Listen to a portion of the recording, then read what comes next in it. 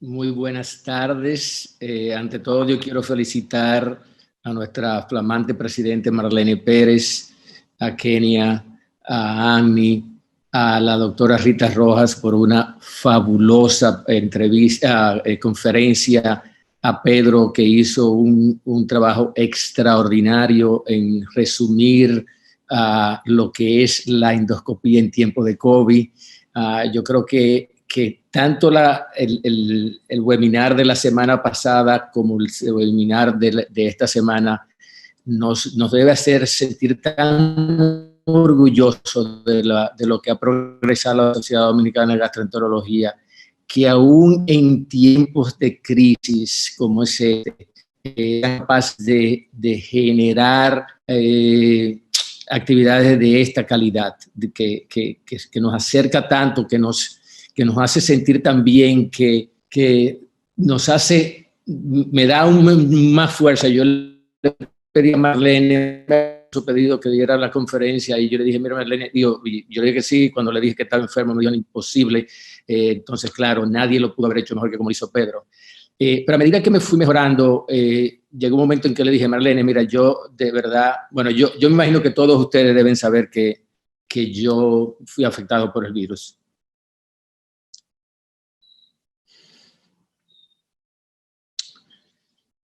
Y obviamente no es lo mismo llamar al diablo que verlo llevar.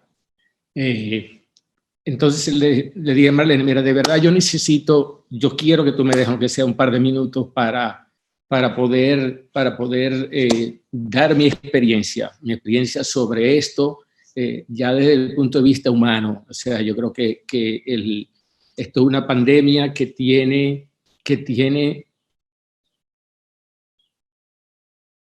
un carácter personal, o sea, la realidad, y yo traté de decir, bueno, voy a tratar de buscar 10 puntos que yo entiendo que son claves. Yo creo que ya todos sabemos muchísimo sobre el virus. Lo que oímos a Rita, decimos, Dios mío, cuánto conocimiento concentrado y sintetizado que nos permite analizar la problemática. Ya sabemos, gracias a todo lo que Pedro hizo, qué debemos hacer en una endoscopía. Pero yo creo que no podemos olvidarnos de que esta es una enfermedad de personas, pero es una enfermedad que la vamos a vencer. Esto es una pandemia y por tanto es un problema universal. La responsabilidad de contribuir a su resolución es de todos, tanto lo individual como lo colectivo. O sea, ninguno podemos mantenernos al margen de esto, porque uno dice, bueno, yo voy a salir... Mire, mi experiencia personal, yo le puedo decir que yo me volví casi obsesivo desde el principio de este problema y fui de los primeros que empecé a alertar y alertar. Recuerdo que inclusive en uno de los grupos del pasado presidente puse que cuando se empezó a plantear que si deberíamos, cuáles endoscopías, si deberíamos hacer endoscopía, yo puse, oye, deberíamos suspender todas las endoscopías electivas. Y me acuerdo que alguien de chiste me dijo, Fernando, envíame todas las electivas tuyas, yo las hago, no hay problema. Y lo mismo hice con mi oficina, o sea, realmente yo empecé a comprar cosas, manita limpia, lentes, o sea, de forma tal de que asumir o tratar de asumir lo que nos toca. Todos debemos ser parte de contribuir a la resolución de este problema. Yo creo que todos debemos ser un ente de transmisión y de educación para que las personas sigan al pie de las recomendaciones de las autoridades competentes, tanto a nivel de los organismos de salud como del orden público. Debemos ser parte de la solución, no parte del problema. Y a nosotros nos toca la responsabilidad de insistir sobre eso. Eso obviamente no va a resolver el problema, pero lo va a hacer mucho más manejable. Y no olvidemos que todos somos susceptibles, usted o alguien de los suyos, perdón, la diapositiva anterior, o usted y todos los de los suyos, créanmelo, que lo único más aterrador que a uno le dé esto es que a un familiar tuyo cercano le dé esto. Porque uno en el fondo dice, yo lo puedo manejar. pero que a padre de 80 o de 90 años, o a que tus hijos le den, o que tu esposa le dé, créemelo, eso es más duro que a uno mismo le dé. Entonces, no nos podemos olvidar, todos somos susceptibles, y alguna gente piensa que inclusive a todos nos va a dar. Todos, como dijo muy bien tanto Rita como Pedro, conocemos los síntomas principales, que son fiebre, dolor de cabeza, tos, falta de aire. Oye, cualquiera de esos que aparezcan, consulta a su médico. Mientras más rápido consultemos al médico, mejor.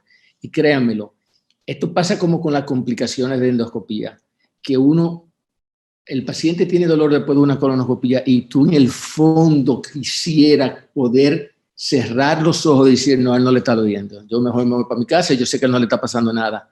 Pero, y eso mismo pasa con los síntomas. Uno empieza con los síntomas, con un dolorcito de cabeza, con una fiebrecita, pero el instinto natural es decir, no, es que a mí no me va a pasar, esto no me puede estar pasando. No, oigan los síntomas. Si usted tiene síntomas, llame a su médico.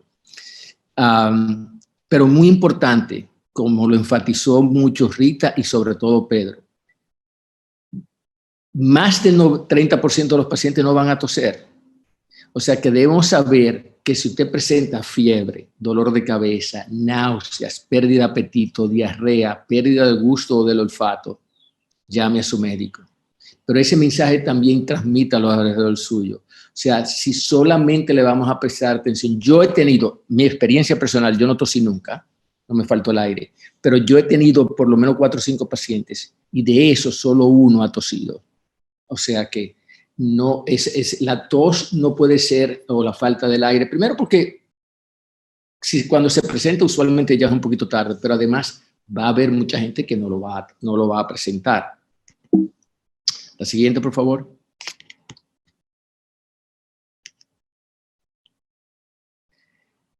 Algo súper importante, uno de los mensajes más, por lo que más yo quería hacer esto. Tan pronto usted sienta estos síntomas, cualquier síntoma, aíslese. Aunque estemos todos en la casa, no es lo mismo tú aislarte en una habitación, tratar de minimizar. Es más, yo diría que uno debería tener hasta cuidado todo el tiempo, uno no tenga el virus, o sea, lo de lavarse las manos, más o menos lo que Pedro hablaba de la unidad de endoscopía, uno debe hacerlo en su casa todo el tiempo. Pero obviamente si tienes síntomas, aíslate inmediatamente en tu casa para proteger a los demás. Escoge un médico, ten un médico que sepa de esto y sigue al pie de la letra la recomendación de su médico. Mientras más temprano comience, el tratamiento más efectivo será. Esta enfermedad tiene 3 componentes que la hacen más difícil. Una es que en el fondo todavía todos estamos aprendiendo sobre ella. O sea que hay un componente de lo desconocido y sabemos que hay un grupito de pacientes que le va muy mal. Sabemos algunos de los factores de riesgo y sabemos algunos de los factores pronósticos, pero en el fondo, cuando tú eres el afectado, el día, la sintomatología es de muchos días. El día, créanmelo, tiene muchas horas. La noche tiene más todavía, o por lo menos parecería que tiene más. Entonces, esa incertidumbre a lo desconocido nos da muy duro. Ese es un componente. El segundo componente es la soledad, porque tú tienes que aislarte. O sea, usualmente cuando todos nos enfermamos, siempre tenemos a nuestros seres queridos alrededor y tenemos a nuestros médicos queridos alrededor. Aquí esto lo tenemos que pasar solo, esto lo tenemos que pasar nosotros. No quiere decir que te abandonen, pero no pueden y tú no le puedes permitir la cercanía. O sea que necesitamos fortaleza interior, pero también necesitamos crear una red de proteger y de apoyar al que esté enfermo, aunque sea de manera virtual, porque eso es importante. Yo creo que es quizás una de las partes más duras de la enfermedad. La otra parte dura de la enfermedad es que tú en el fondo no sabes, usualmente todos nosotros tenemos nuestra red de amigos y de médicos, el cardiólogo que nos va a atender, el neumólogo que nos va a atender. En esta enfermedad tú tienes a veces la incertidumbre de quién va a ser el que te va a atender, que inclusive tú no sabes ni siquiera en qué lugar te van a poder atender. Entonces eso le da muy duro. Ahora bien, y estos son los 3 puntos que para mí es más importante, que todos debemos tomar en cuenta y que debe ser el mensaje que nosotros transmitamos de fe y de esperanza. Más del 95% de los pacientes le va a ir bien. Y ese número va a ir aumentando a medida que tengamos más experiencia con los medicamentos y más confianza y lo empecemos a usar más temprano y detectemos los pacientes más temprano. El porcentaje de pacientes que le va a ir bien es más del 90%. De hecho, el 30% es asintomático.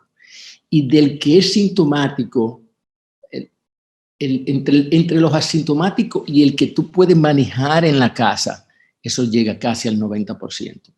Lo cual, si nosotros podemos lograr convencernos y convencer a todo el mundo de que el diagnóstico de COVID no es una sentencia de muerte y que la mayoría de los pacientes pueden y deben ser manejados en la casa, nosotros vamos a tener un mejor tratamiento para el paciente, porque el paciente va a estar más cómodo en su casa, mejor acompañado, aunque sea aislado.